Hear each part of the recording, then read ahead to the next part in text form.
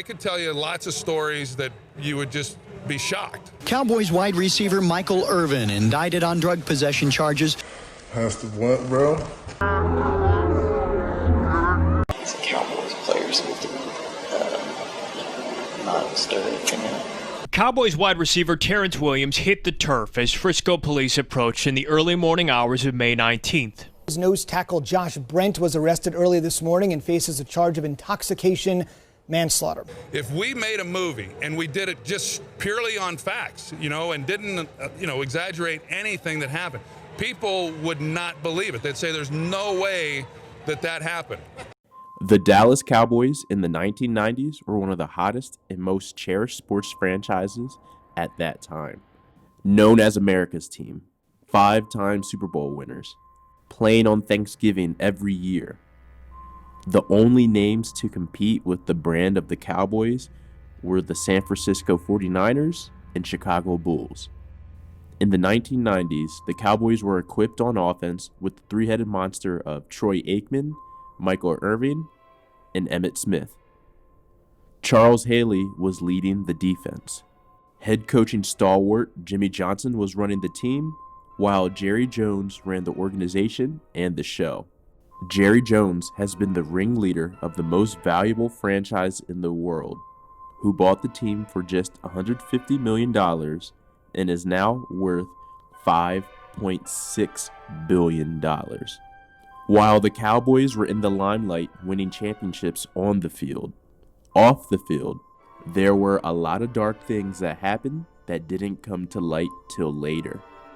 A laundry list of scandals and illegal activity is attached to this dynasty, and it still extends into today with the team in 2020. Partying, sex, drugs, and violence has always been a storyline behind the curtain. Let's dive in and investigate the dark side of the Big D. Hello, and welcome to Sports Vaults, presented by D.A.T.A Productions, uncovering the untold, lost, and forgotten files of the sports world. You can't talk about the wild stories of the 90s Dallas Cowboys without talking about the White House. The notorious house was at the end of a cul-de-sac on 115 Dorsett Drive, named after the Dallas Cowboys' great running back, Tony Dorsett. Behind the house runs a canal, and behind the canal is the Cowboys Valley Ranch headquarters, their practice facility. Michael Irving, Nate Newton, and Alvin Harper were the driving forces behind the creation of this team romp house. According to the Pressbox Dallas-Fort Worth website, Nate came up with the great idea of having a safe space where he and his teammates could relax and have some fun.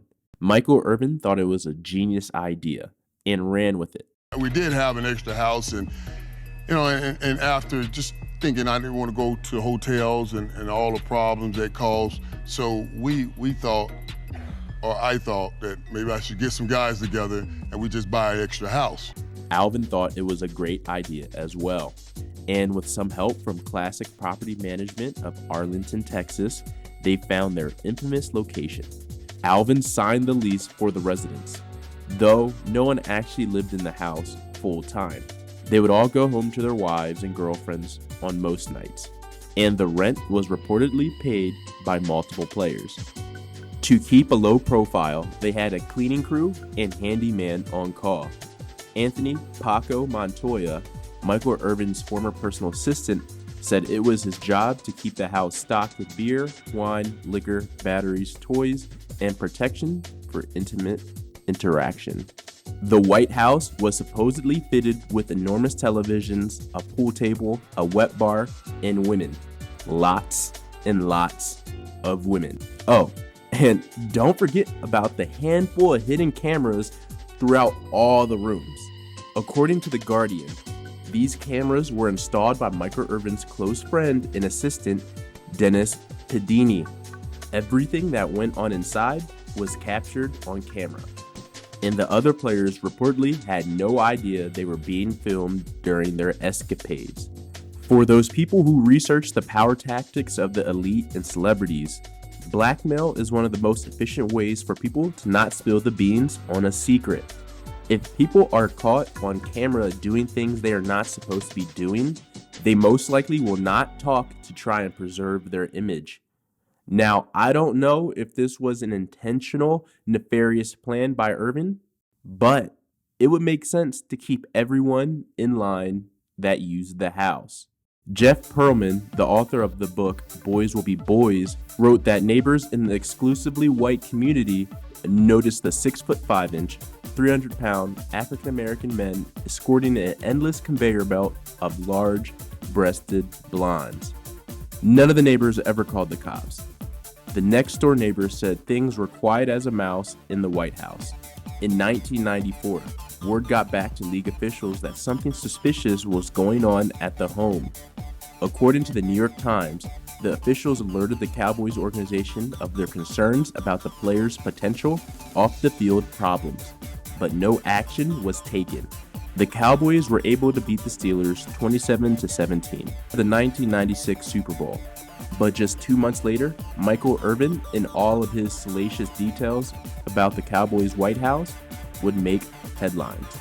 Michael Irvin's assistant, Dennis Pedini, who was once in charge of setting up hidden cameras in the home, set up Michael by secretly filming the Cowboys player as he was driving him around one day to purchase cocaine. Dennis also blew the lid off the White House during an interview where he stated the White House was a home where players could party with women without their wives knowing about it. Jeryy wanted to know all the details, and he reportedly asked Michael for the truth in exchange for support. Michael said he thought about it long and hard. He knew he was busted, so he finally responded, "Boss, I was trying to do the wrong thing the right way." Michael said Jeryy just sat there and shook his head. The White House scandal in Dallas was probably the biggest story in the dynasty's underbelly, but there were plenty of more instances where Jerry Jones and the Dallas Cowboys organization has allowed its athletes to run wild off the field. Let me run down the list of some of the other notable stories of Dallas's dark past. Michael Irvin stabbed a teammate in the neck with a pair of scissors because he was impatient about getting a haircut. Charles Haley was known for flashing teammates his penis in the locker room and in film study. A Cowboys employee was sent to jail after lying about players sexually assaulting her. Deion Sanders allegedly attempted to commit suicide. Jerry Jones ate at Tom Landry's favorite restaurant the day before firing him. Skip Bayless started a rumor that Troy Aikmen was gay. A 70-year-old Jerry Jones was caught partying with strippers. Josh Brent's DUI also killed teammate Jerry Brown. Nate Newton was found with 388 pounds of marijuana. The Cowboys signed a player convicted of child molestation and rape. Dwayne Goodrich killed 2 people in a hit and run. CJ Spillman committed rape on a Saturday and played on Sunday. David Irving quits football while smoking weed on Instagram Live. All the Greg Hardy situations. All the Randy Gregory situations.